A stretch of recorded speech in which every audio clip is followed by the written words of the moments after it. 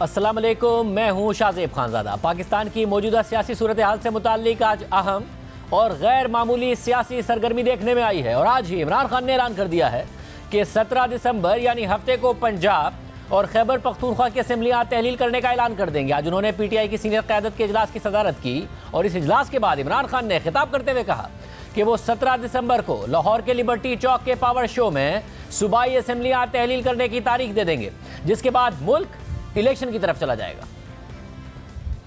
मैंने अपनी सारी मुशावरत कंप्लीट कर ली है। मैं इंशाल्लाह 17 तारीख को लिबर्टी चौक में मैं अपने खिताब के ऊपर अपनी कौम को डेट दूंगा, जब हम दो असम्बली, पख्तूनख्वा की असम्बली और हमारी जो पंजाब की असम्बली है, इसको हम डिसॉल्व करेंगे। इसमें से निकल के हम इलेक्शन अनाउंस करवाएंगे। हम नेशनल असम्बली के अंदर जाके स्पीकर के सामने खड़े होकर कहेंगे कि हमारे इस्तीफे कबूल करो, ताकि हम नेशनल असम्बली से भी रिजाइन करें और फिर तकरीबन 70% पाकिस्तान के अंदर इलेक्शन होगा। कानून आइन ये कहता है कि जैसी असेंबलीज डिसॉल्व होती हैं तो उसके 90 दिन के बाद इलेक्शन होगा। 70% पाकिस्तान इलेक्शन में चला जाएगा। अकल तो ये कहती है कि अगर 70% मुल्क में इलेक्शन हो रहा है तो आप नेशनल असेंबली सारे मुल्क का इलेक्शन करवा दें।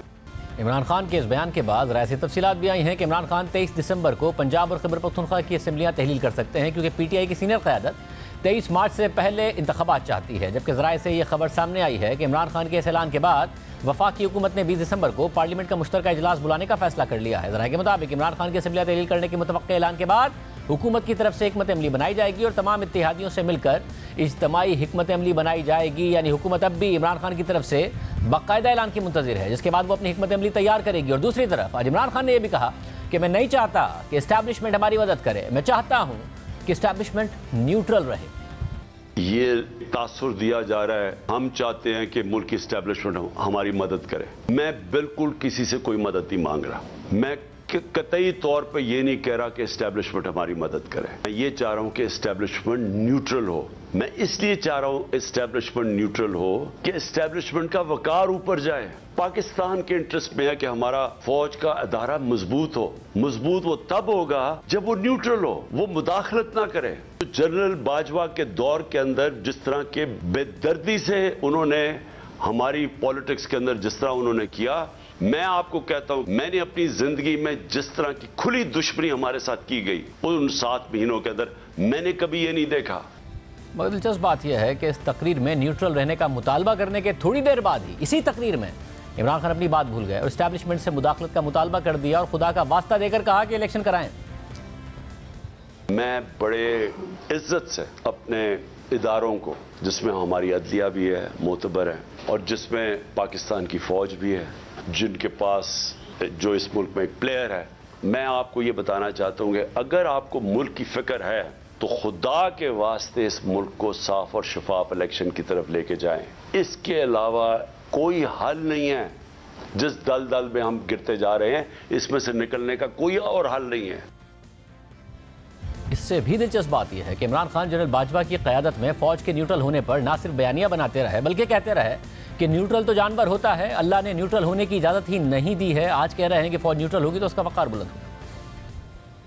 अल्लाह ने हमें इजाजत ही नहीं दी कि हम न्यूट्रल हो जाएं। जानवर न्यूट्रल होता है, जानवर में अच्छे बुरे की तमीज नहीं होती, इंसान अच्छाई के साथ खड़ा होता है। आप अगर ये समझते हैं कि कौम आपको माफ कर देगी, कि आप कहें जी हम न्यूट्रल हैं, कौम नहीं माफ करेगी। आप अपने चौकीदार को माफ करेंगे अगर आपके घर पे डाका पड़े और चौकीदार कहे मैं न्यूट्रल हूँ। न्यूट्रल सिर्फ जानवर होते हैं, इंसान को तो अल्लाह को जवाब देना होता है।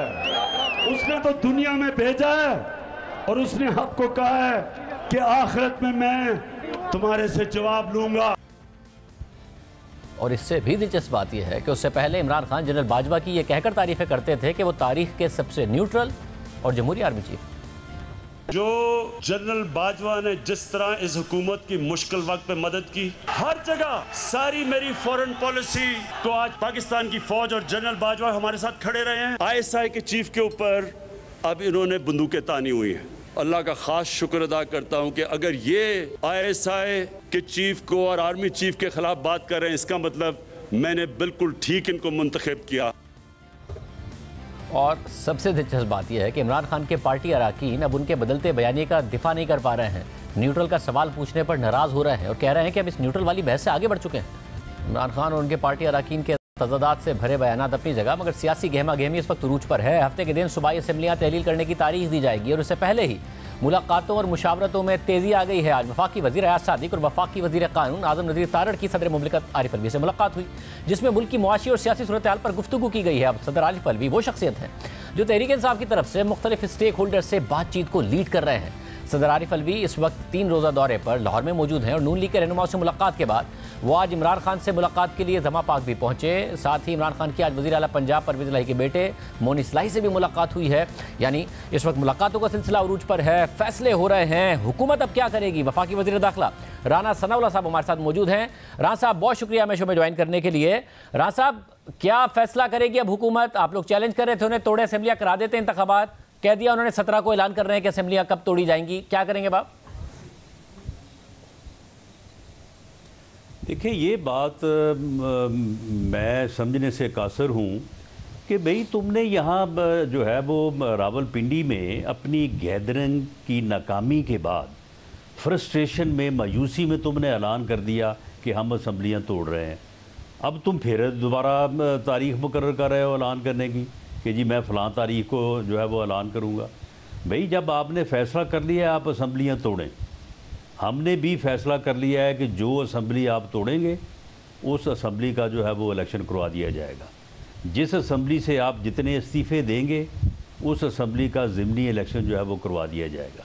इस बारे में हमें चंद दिन लगे हैं कि हमने इसके प्रॉन एंड कॉन्स को जो है वो देखा है कि दूसरी सूरत क्या हो सकती है, पहली सूरत क्या हो सकती है। तो उसके बाद हम इस नतीजे पे, इस फ़ैसले पे जो है वो बड़े क्लियर हैं कि अगर पंजाब असम्बली या केपी के असम्बली या दोनों असम्बलियाँ तोड़ी गई तो उन असम्बलियों के इलेक्शन होंगे। अगर इन्होंने इस्तीफ़े दिए कौमी असम्बली से या इन असम्बलियों से तो फिर ज़िमनी इलेक्शन होंगे। तो अब ये जो 17 तारीख का कह रहा है, मुझे तो लगता है कि ये कहीं तारीख जो है वो कोई फरवरी मार्च की ना दे दे। ये हम तो चाहते हैं कि अब जब ये इस बात पे आ गया है तो ये फौरी तौर पे जो है वो असम्बलियाँ तोड़ें, गवर्नमेंट को डिज़ॉल्व करें, अपोजिशन में आएँ, ताकि इन्हें पहली मरतबा जो है वो थोड़ा सा अपोजिशन का भी जायका चखने को मिले। ये अब तक जो है ये हमेशा हुकूमत में ही रहे हैं और मज़े ही उठाते रहे हैं। इनको थोड़ा जो है ना वो अपोजिशन का भी जायका चखना चाहिए। मगर राना साहब, कैसे अपोजिशन में आएंगे? इस वक्त इमरान खान साहब बाई इलेक्शंस भी जीते हैं, महंगाई का तूफान आया हुआ है, आपकी हुकूमत जो वादे करके आई थी वो पूरे नहीं कर पा रही है, वो एक केयरटेकर सेटअप आएगा और उसके बाद क्यों नहीं इमरान खान ही दोबारा पंजाब और खैबर पख्तूनख्वा में हुकूमत बनाएंगे और फिर जब वफाकी इंतखाबात असेंबलियों के होंगे, मरकज़ी असेंबली के, तो वो उन्हीं के तहत हो रहे होंगे। देखें शाहजेब, ये बात कोई जो है वो इल्म गैब का इल्म तो कोई नहीं जानता, लेकिन जो हक़ाइक़, जो चीज़ें आपके सामने होती हैं उससे आप सियासी तौर पे असेसमेंट करते हैं, अपना अंदाज़ा लगाते हैं। मामला ये है कि न्यूट्रल सेटअप होगा और इनको वो तमाम सहूलतें हासिल नहीं होंगी जो इनको 2018 के इलेक्शन में थी, और इनको वो सहूलतें भी हासिल नहीं होंगी जो इनको इस इलेक्शन में हासिल थी। ये जो ज़िमनी इलेक्शन है, और हमें शायद वो एडवर्स पोजीशन जो 2018 के इलेक्शन में थी या ज़िमनी इलेक्शन जो 17 जुलाई को हुए तो हमें जो टिकट देने की मजबूरी थी, ये सारी चीज़ें हमने अपनी वीकनेसेस, अपनी जो है वो अच्छाई बुराई सारी को जो है वो गेज किया है। और उसके बाद हमारा ये ख़्याल है, हमारी उम्मीद है, बल्कि हमें यकीन है कि इंशाअल्लाह ताला पंजाब में हम अक्सरियत हासिल कर लेंगे। राजा साहब, अगर ऐसा होता से बुरे हालात नहीं होंगे। राजा साहब, अगर ऐसा होता तो आप फिर जो वफाकी हुकूमत है, वफाकी असेंबली है, वो भी तहलील करके इलेक्शन में चले जाते। अगर आपको यकीन होता पंजाब में जीत जाएंगे या वफाक में भी जीत जाएंगे, आपने क्यों फिर 8 महीने और रुकना था? आप वफाकी असेंबली भी तहलील कर देते अगर आपको यकीन होता। नहीं, वफाकी हुकूमत जो है वो अगर यानी उस वक्त असम्बली तहलील ये कर देते, तहलील हो जाती तो इलेक्शन हो जाते। उस वक्त तो इन्होंने उसको तहलील किया नहीं। अब उसके बाद जो है ये अपने इस्तीफ़े दे के तो जो है वो एक ब्लैक मेलिंग का जो है वो तरीक़ाकार इख्तियार करना चाहते हैं। तो ये अब इस्तीफ़े दें, आगे असम्बली में अपने इस्तीफ़े मंजूर करवाएँ। असम्बली में ज़िमनी इलेक्शन जो है वो कौमी असम्बली का वो नहीं होगा, और सिर्फ सूबाई असम्बलियों के जो असम्बलियाँ तोड़ी जाएंगी उनके इलेक्शन होंगे। तो इस सिलसिले में हमने जो अपनी स्ट्रेटजी तरतीब दी है, इंशाअल्लाह ताला हम भरपूर तरीके से इस मौक़िफ़ को आवाम में लेके जाएंगे, हर गली में लेके जाएंगे, लोगों को इनकी 3.5 पौने 4 साल की कारकर्दगी जो है वो लोगों के सामने रखेंगे, इनके यू टर्न्स और इनकी जो है वो इनके बयानात के तजादात सामने रखेंगे। जो इन्होंने करप्शन का जो है वो शोर शराबा किया और ख़ुद जिस किस्म की घटिया करप्शन की, ये लोगों के सामने जो है वो रखेंगे। मियाँ नवाज़ शरीफ साहब इंशाअल्लाह ताला PMLN को जो है उसकी इलेक्शन कैंपेन को जो है वो लीड करेंगे। तो हम भरपूर तरीके से जब इलेक्शन लड़ेंगे तो इंशाअल्लाह हमें यकीन है कि हम पंजाब में जो है वो अक्सरियत हासिल करने में कामयाब हो जाएंगे। और अगर ये इलेक्शन जो है वो हम पंजाब में जीत जाते हैं और पंजाब में अगले 5 साल के लिए हमारी हुकूमत बन जाती है, तो फिर आप समझें कि अक्टूबर के इलेक्शन का रिज़ल्ट भी जो है ना वो इसी के साथ ही जो है वो क्लियर हो जाएगा और वो कोई इलेक्शन जो है वो इतना फिर मुश्किल नहीं रहेगा। मगर राणा साहब, कारकर्दगी पर इलेक्शन होगा ना कि हुकूमत होने पर। और मसला ये है कि आपने ये उम्मीद की थी कि जी अब जो हमारा पॉलिटिकल कैपिटल था वो हमने बड़ा बर्न किया है, अब हम आवाम को रिलीफ देंगे, मगर रिलीफ के आसार हैं नहीं। IMF और ज़्यादा डिमांड्स कर रहा है और IMF की किस्त के लिए आपको और सख्त इकदाम करने पड़ेंगे, नहीं करेंगे तो मुल्क के डिफ़ॉल्ट का खतरा मौजूद है। तो ऐसी सूरत में आप लोगों ने अक्टूबर तक और अनपॉपुलर ही होना है, तो आप क्यों नहीं इलेक्शन के लिए जाएंगे अभी, बजाय इसके कि अक्टूबर तक का इंतजार करेंगे? नहीं शाहजेब, जो पॉलिटिकल कैपिटल हमारा लॉस होना था वो तो हो चुका, अब उसमें हम गेन ही करेंगे और उसके लिए हमारी भी कोई जो है वो स्ट्रेटजी है। और हम एक तो ये है कि हम इस लॉस को जो है ये लोगों को बावर करवाने में इंशाअल्लाह कामयाब हो जाएंगे कि ये मुल्क जो है वो जिस हालत में इमरान खान ने छोड़ा था, अगर उस वक्त हम इसको केयर टेकर के सुपुर्द करके चले जाते तो ये मुल्क जो है ये इलेक्शन नहीं, ये डिफ़ॉल्ट की तरफ चला जाता। आज भी अगर वफाकी हुकूमत जो है वो केयर टेकर के सुपुर्द कर दें तो शायद 90 दिन जो है वो फिर बड़े भारी हों इस मुल्क के ऊपर। इमरान खान जो है इसका जो मुल्क दुश्मन एजेंडा है, ये बाकायदा तहरीक चला रहा है मुल्क को डिफ़ॉल्ट की तरफ लेके जाने के लिए। ये सारा प्रोपेगेंडा, ये सारे हरबे, ये सिर्फ़ और सिर्फ इसका एक ही मकसद है और वो मकसद ये है कि मुल्क जो है वो डिफ़ॉल्ट कर जाए। ये पाकिस्तान के साथ वो दुश्मनी ले रहा है, वो पाकिस्तान के साथ जो है ये धोखा कर रहा है कि जो मैं समझता हूँ कि कोई दुश्मन भी ना करे। तो ये आदमी जो है ये पता नहीं इसके पीछे मगर राणा साहब वो किस एजेंडे पे गामजन है। ये बाकायदा इस वक्त तहरीक चला रहा है कि मुल्क जो है वो डिफ़ॉल्ट कर जाए। राणा साहब, मगर इस वक्त जो बाकायदा तौर पर उनकी कैंपेन है उसमें एक मेथड ये है और वो ये कह रहे हैं कि जी इस वक्त आपको NRO 2 दिया था और वो NRO 2 दिया जनरल बाजवा ने। मौजूदा इस्टेब्लिशमेंट से वो कह रहे हैं न्यूट्रल रहे, मगर ज़ाहिर फिर उसी तकरीर में वो ये भी कह रहे हैं कि इंतखाबात की राह हमवार करें। एक हर तरफ से एक प्रेशर वो बिल्ड कर रहे हैं। जब तहलील करेंगे असेंबलियाँ और यहाँ से इस्टेब्लिशमेंट में प्रेशर बिल्ड करेंगे, आपको उम्मीद है ये प्रेशर के कोई नतीजे नहीं निकलेंगे? इस्टेब्लिशमेंट के ऊपर कोई प्रेशर नहीं है।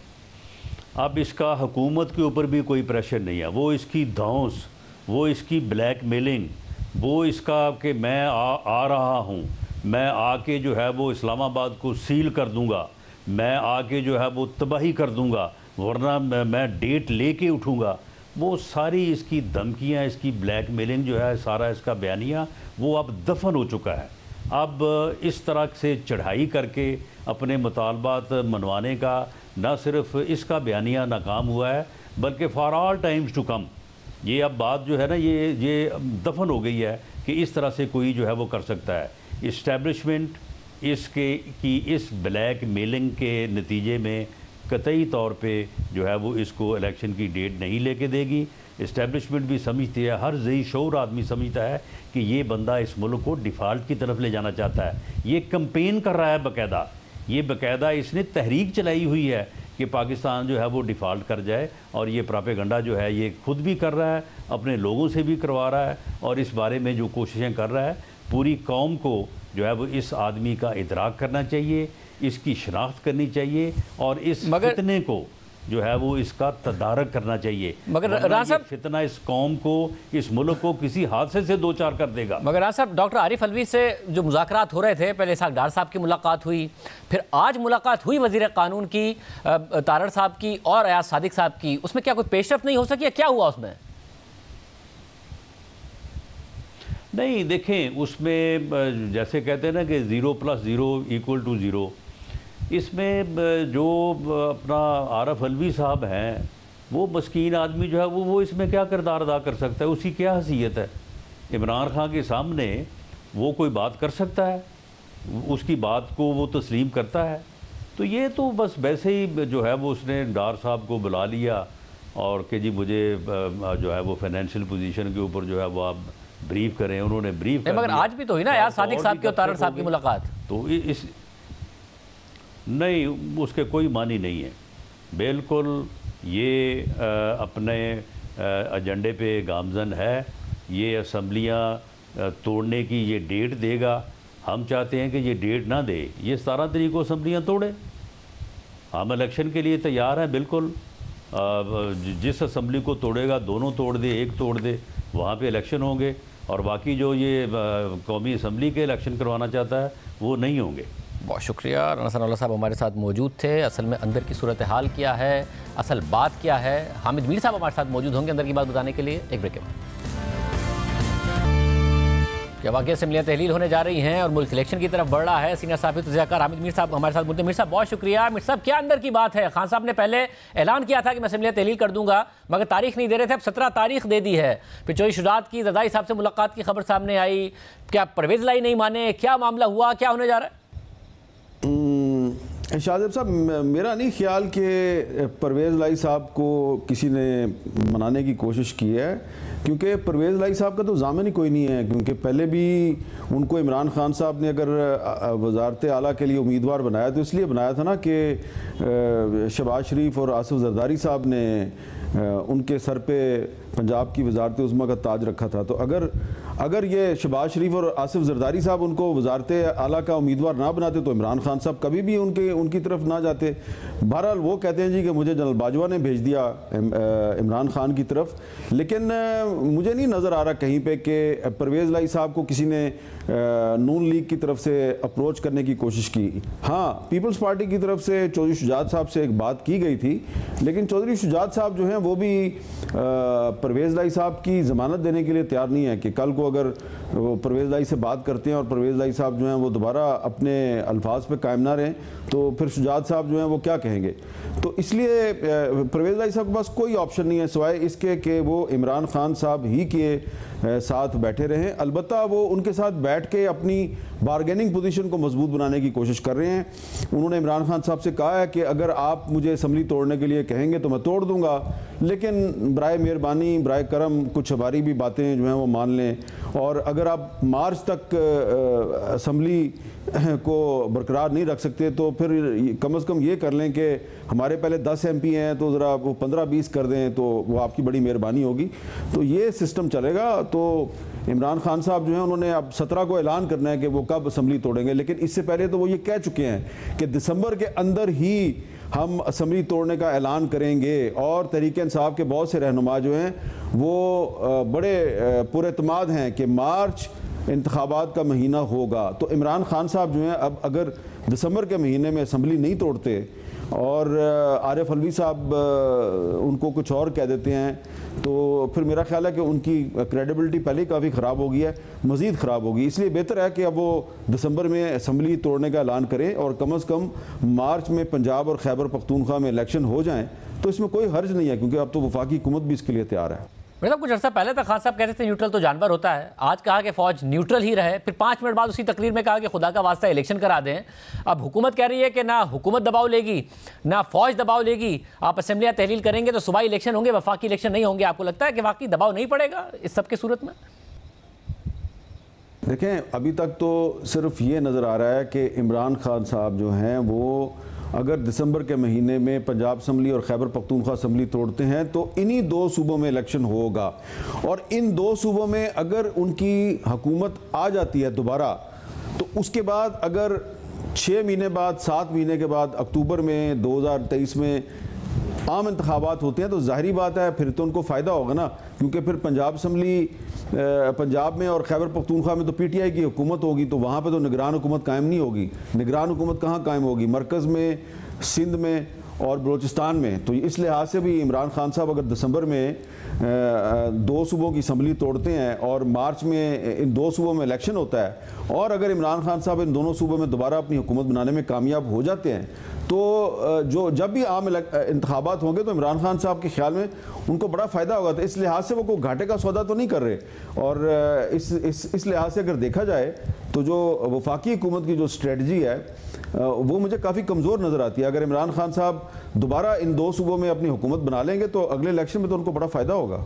अगर इमरान खान दोबारा हुकूमत बनाने में कामयाब हो जाएंगे, आपको लगता है फिर ये हुकूमत इलेक्शन कराएगी? अदालत नहीं जा रही होगी कि जी अभी तो मरदमशुमारी नहीं हुई है इसलिए एक प्रोलॉन्ग केयर टेकर सेटअप हो, इस किस्म की बात नहीं कर रही होगी? देखिए शाहजेब साहब, बहुत से जो हमारे फेडरल मिनिस्टर दोस्त हैं, ये मैं आप किस का नाम लूँ, आपके सामने भी कहते रहे, हमारे सामने भी कहते रहे कि जनाब इमरान खान साहब अगर पाकिस्तान में इलेक्शन करवाने में इतने ही संजीदा हैं, इतने ही मुखलिस हैं, तो 2 सूबों की असम्बली तोड़ें, पंजाब की और खैबर पख्तूनख्वा की असम्बली तोड़ें तो हम कौमी असम्बली तोड़वा देंगे। कहते थे ना, ये मेरे पास तो क्लिप्स हैं, सबूत हैं। लेकिन उसके बाद जब इमरान खान ने 2 सूबों की असम्बली तोड़ने का ऐलान किया तो परेशान हो गए। पहले तो कुछ फेडरल मिनिस्टरों ने गवर्नर राज की धमकी दी, फिर उन्होंने जब आर्टिकल 234 पढ़ा तो उनको पता चला कि 232 पढ़ा तो उनको पता चला कि नहीं ये तो गवर्नर राज तो लग नहीं सकता। तो फिर अब उन्होंने ये नया मौक़िफ़ इख्तियार किया कि ठीक है, आप 2 सूबों की असम्बली तोड़ दें तो हम 2 सूबों में इलेक्शन के लिए तैयार हैं, लेकिन बाकी जो मरकज़ी इलेक्शन है कौमी असम्बली का और बाकी 2 सूबों की असम्बलियों का, वो तो फिर अगले साल अक्टूबर नवंबर में ही होगा। तो इस लिहाज से अगर देखा जाए तो जो शहबाज शरीफ साहब और उनकी हुकूमत के वुज़रा हैं, जिस तरह इमरान खान साहब यू टर्न मारते हैं तो ये भी यू टर्न मारते हैं, दोनों में मुझे कोई फ़र्क तो नज़र नहीं आता। यानी सूरत में फिर मुल्क अदम इस्तेहकामी की तरफ नहीं जाएगा? मुआशी इस्तेहकाम के लिए सियासी इस्तेहकाम चाहिए, पहले सूबों में इलेक्शन हो रहे होंगे, फिर अक्टूबर में जाके वफाकी हुकूमत के इलेक्शन हो रहे होंगे। बेहतर नहीं है कि एक साथ इलेक्शन हो, ये हुकूमत करा दे इलेक्शन? नहीं, देखें, ये कोई अनहोना तो नहीं है ना, ये कोई अनयूजुअल नहीं है। दुनिया के बहुत से मुल्कों में, हमारे हमसाया मुल्क भारत में ऐसी मिसालें मौजूद हैं। वहाँ पे जब वहाँ की जो लोकसभा है, जो उनकी नेशनल असम्बली है, जब उसका इलेक्शन होता है तो ये ज़रूरी नहीं है कि तमाम जो उनके सूबे हैं जिनको वहाँ पे रियासतें कहा जाता है तो वहाँ पे भी उसी वक्त इलेक्शन हो। वहाँ पे तो सारा साल इलेक्शन चलता रहता है, कभी किसी रियासत में कभी किसी रियासत में। तो ये कोई पाकिस्तान में आपको शायद पहली दफ़ा लग रहा है ऐसा कि अनयूजुअल है। ये गैर मामूली ज़रूर है लेकिन ये गैर आइनी नहीं है। अगर पंजाब और खैबर पख्तूनख्वा में इलेक्शन हो जाता है और कौमी असम्बली का इलेक्शन जो है वो चंद महीने के बाद होता है तो ये गैर आइनी नहीं है और इससे मुझे नहीं लगता कि कोई अदम इस्तेहकाम आएगा। और दूसरी बात ये है कि कोई मिरेकल करे ना शहबाज शरीफ साहब, जब ये फरवरी में मार्च में जब ये इमरान खान के खिलाफ अदम एतमाद की तैयारी कर रहे थे तो मैं तो उनको बार बार पूछता था उस वक्त कि आप इमरान खान को हटा देंगे तो इकॉनमी कैसे ठीक करेंगे? तो ये हमें कहते थे हम इकॉनमी ठीक करेंगे और हमारे पास बड़े फार्मूले हैं। तो फार्मूला तो उनका कोई नहीं चला। तो अब इसहाक डार साहब के पास कोई फार्मूला होगा तो वो दिखाएं, कोई मिरेकल करें और 6-7 महीने हैं उनके पास, कोई इकॉनमी को फिक्स करें। और अगर वो 3-4 महीने में कर देते हैं, कोई मिरेकल कर देते हैं तो फिर ये जो पंजाब असम्बली और खैबर पख्तूनख्वा की असम्बली का इलेक्शन होगा तो हो सकता है इसमें भी कोई गैर मुतवक्का रिजल्ट आ जाए और फिर वैसा ही रिजल्ट जो है वो कौमी असम्बली के इलेक्शन में भी आ सकता है। तो इलेक्शन अगर होता है पाकिस्तान में, ख्वाह वो 2 सूबों में हो मार्च में और बाकी 2 सूबों में और मरकज़ में हो अक्टूबर में, तो इससे मुझे नहीं लगता कि इंस्टेबिलिटी आएगी। ये डेमोक्रेटिक प्रोसेस है, इसको चलते रहना चाहिए। अगर हम सिर्फ पाकिस्तान में तमाम काम आइन और कानून के मुताबिक करें और आइन और कानून पर अमल दरामद होता रहे तो स्टेबिलिटी आ जाएगी। बहुत शुक्रिया। मिर्ज़ा साहब कह रहे थे कि अगर डार साहब कोई करिश्मा दिखा सकते हैं, डार साहब कह रहे हैं डिफ़ॉल्ट नहीं करेगा। मिर्ज़ा इस्माइल कह रहे हैं कि मुल्क डिफ़ॉल्ट कर सकता है, ख़तरा मौजूद है। क्या हकीकत है, इस पर बात करेंगे एक ब्रेक के बाद। इंशाल्लाह पाकिस्तान डिफ़ॉल्ट नहीं करेगा। मैं आपको लिख के दे देता हूँ, पाकिस्तान ने आज तक जब से बना पाकिस्तान ने कभी डिफ़ॉल्ट नहीं किया, बारिंग जब ईस्ट पाकिस्तान इलाका हुआ था, एक छोटा सा इंश्योरेंस एक अमेरिकन कंपनी का एक डिफ़ॉल्ट हुआ था, कभी डिफ़ॉल्ट नहीं किया। तो जो डिफ़ॉल्ट की बातें हैं ज़ाहिर वो हो रही हैं, आप भी कह रहे हैं कि दिसंबर के बाद भी डिफ़ॉल्ट का खतरा बरकरार रहेगा। मैं उन लोगों में से हूं जो ये समझता हूं कि पाकिस्तान को बिल्कुल डिफ़ॉल्ट नहीं करना चाहिए। बिल्कुल मैं ये समझता हूं कि जिस शायद हम राह पे हैं वो हमको डिफ़ॉल्ट की तरफ ले जाती है। ख़तरा थोड़ा सा बढ़ गया है तो हमको वो इकदाम कर लेने चाहिए जिससे वापस खतरा जो है वो टल जाए। Pakistan is in jeopardy and it is in jeopardy and it has gone back in jeopardy as long as जब तक कि IMF वापस नहीं आता टेबल पे, जब तक ये डिफ़ॉल्ट का खतरा बढ़ा रहेगा। और IMF को लाना जो है वो इंतहाई ज़रूरी नहीं है, वो यकीनी बनाना है। इस वक्त इसी हुकूमत के साबिक वज़ीर ख़जाना मिफ्ता इस्माइल और मौजूदा वज़ीर ख़जाना इसहाक डार के दरमियान मुल्क के मुमकिन डिफ़ॉल्ट करने या ना करने पर इख्तलाफ है, मगर माहिरीन मईशत की भी राय है कि मुल्क को डिफ़ॉल्ट से बचाने के लिए IMF से मुज़ाकरात की कामयाबी और किस्त का मिलना नागुज़ीर है। इजलास के मुताबिक IMF अहदाफ की तकमील के लिए 800 अरब रुपए के नए टैक्स इकदाम चाहता है। हुकूमत की तरफ से डॉलर की कदर मसनूई तौर पर नीचे रखने की पॉलिसी का इख्तिताम चाहता है। और आज IMF की पाकिस्तान में नुमाइंदा एस्टर पेरेज ने बयान दिया है कि पाकिस्तान से मस्बत बातचीत चल रही है और मुआशी अहदाफ के असर नो जायजे पर तबादला ख्याल हुआ है। सैलाब के बाद की सूरत हाल का दोबारा जायजा ले रहे हैं और पाकिस्तान को मुख्तलिफ मुआशी आदाद-ओ-शुमार का दोबारा तयन करना होगा और मालियाती नज़्म-ओ-ज़ब्त और खसारा कंट्रोल करने के लिए अहदाफ का असर नो जायजा लेना होगा। मुआहदे के मुताबिक तवानाई के शोबे में इस्लाहात और अहदाफ पर अमल दरामद करना होगा और अपनी अंदरूनी और बैरूनी अदायगियों को मलहूज़ खातिर रखते हुए इकदाम करना होंगे। साथ ही उनका कहना था कि पाकिस्तान को डॉलर के एक्सचेंज रेट की पॉलिसी पर भी नज़रसानी करना होगी, यानी IMF डॉलर की कदर कंट्रोल रखने पर मुतमईन नहीं है। और हाल ही है कि इसहाक डार ने वज़ीर ख़जाना बनने के बाद 6 अक्टूबर को हमारे प्रोग्राम में दावा किया था कि डॉलर चंद हफ्तों में 200 रुपये से नीचे होगा, मगर डॉलर इंटरबैंक में आज भी 224 रुपये 71 पैसे पर बंद हुआ और ओपन मार्केट का रेट 234 रुपये है, मगर आज ओपन मार्केट में डॉलर 250 रुपये का मिल रहा था, यानी 234 रुपये का ऑफिशियल रेट और उससे 16 रुपये ऊपर 250 रुपये का असल रेट।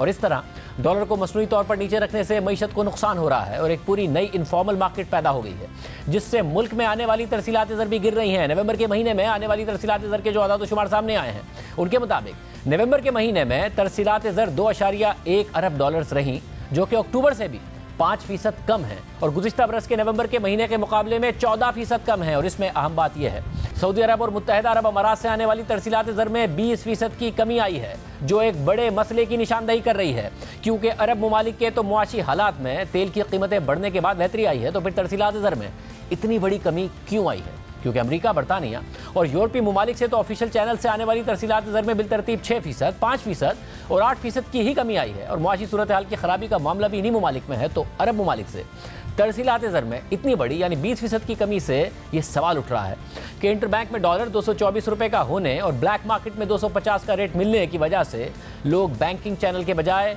हुंडी हवाले से पैसे भेज रहे हैं और मुल्क का नुकसान हो रहा है। इस वक्त ज़र मुबादला के ज़खायर 6.7 अरब डॉलर्स हैं और पाकिस्तान को ज़र मुबादला की शदीद ज़रूरत है और डिफ़ॉल्ट के खतरात की बातें हो रही हैं। मुआशी सूरत हाल पर नज़र रखने वाले साबिक वज़ीर ख़जाना और माहिर मईशत डॉक्टर हफीज़ पाशा हमारे साथ। मुझे डॉक्टर साहब बहुत शुक्रिया हमें ज्वाइन करने के लिए। डॉक्टर साहब, ज़ाहिर मिफ्ता इस्माइल की एक अलग राय है, डार साहब की एक अलग राय है। आपको लगता है कि अगर IMF को हम नहीं मनाते, वो जो अहदाफ दे रहे हैं वो नहीं पूरे करते, तो डिफ़ॉल्ट का खतरा मौजूद है? बिस्मिल्लाहिर्रहमानिर्रहीम। देखिए, हालात तो काफ़ी हद तक मुझे अफसोस से कहना पड़ता है कि ख़राब हो चुके हैं। हमने LCs को कंट्रोल करके अपने दरामदात को कम किए हैं, जिसकी वजह से शॉर्टेजेस पैदा हो रहे हैं। हमने जो हमारे मल्टीनेशनल कंपनीज की प्रॉफिट्स की रिपैट्रिएशन वो तकरीबन 80% कम कर दी है। बहुत से सर्विसेज की पेमेंट्स हम इस वक्त नहीं कर रहे हैं। आप देखिए IT के, एयरलाइंस वगैरह के, तो इससे वाज़ेह होता है कि पाकिस्तान में इस वक्त डॉलर्स की ज़रूर किल्लत है और हमारे रिजर्व्स तो 7 अरब डॉलर से भी नीचे गिर चुके हैं, तकरीबन 1 महीने के दरामदाद के लिए काफ़ी।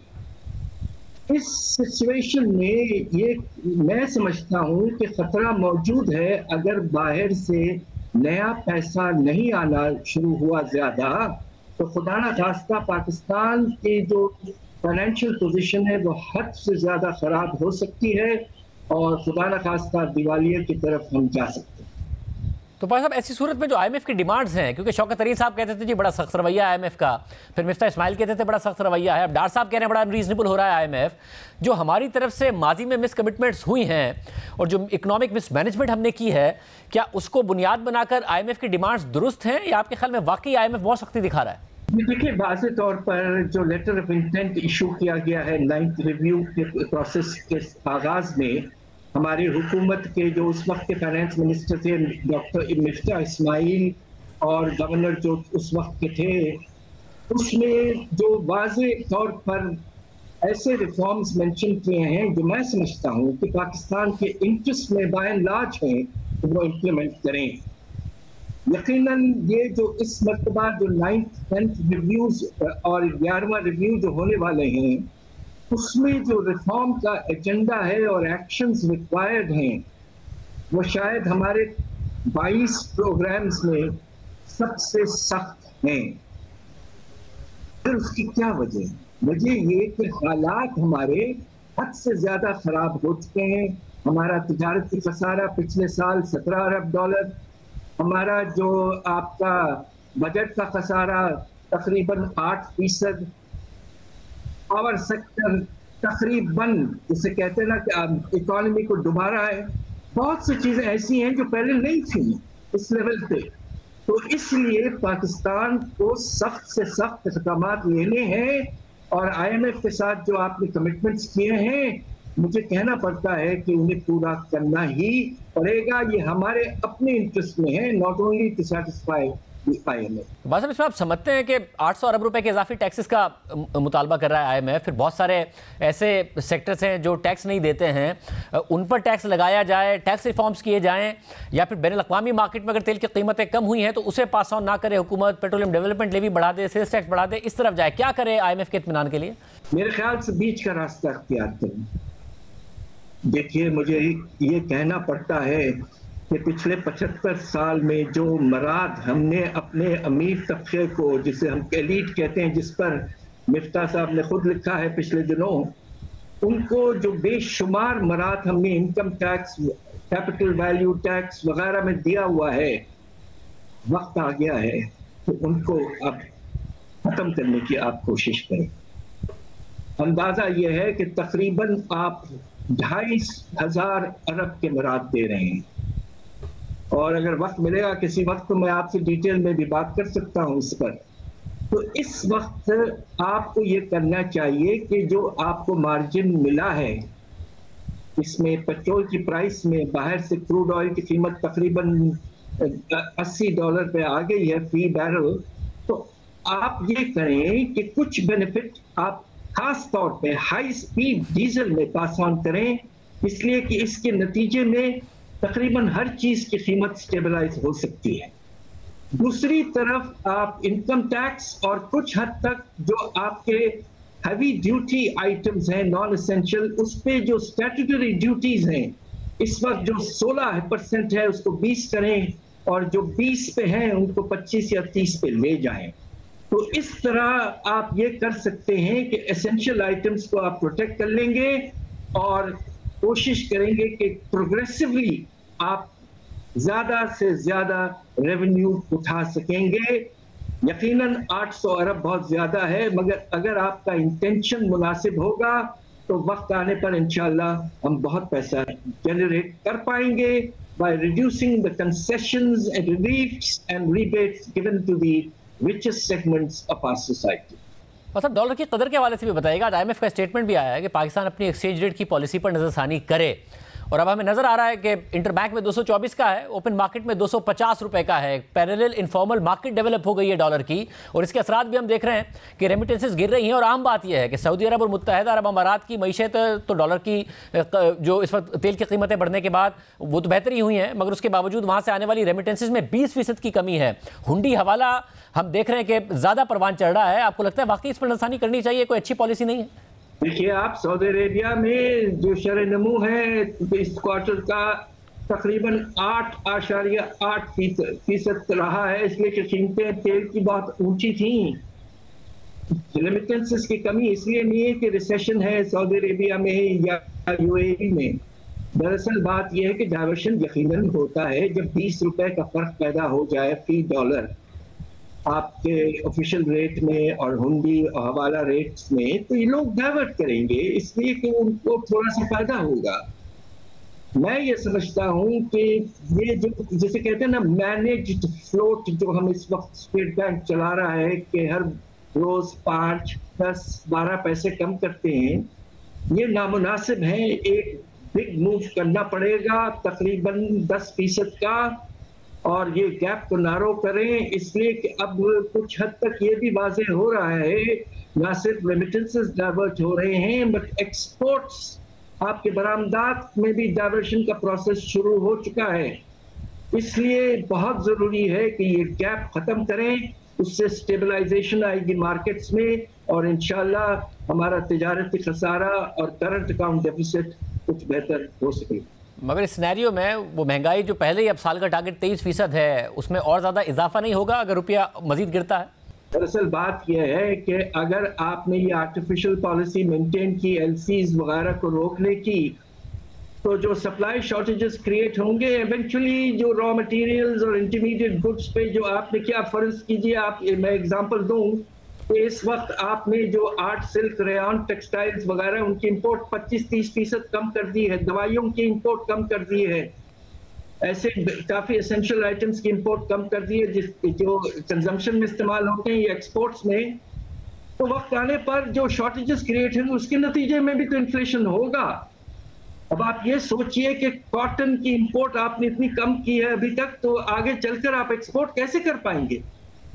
तो इसलिए मेरी गुजारिश ये कि use the price mechanism. Unfortunately आपके पास ऑप्शन नहीं है। Either way you have higher inflation. A more sensible policy from the viewpoint of efficiency is a policy of pricing rather than arbitrarily cutting imports.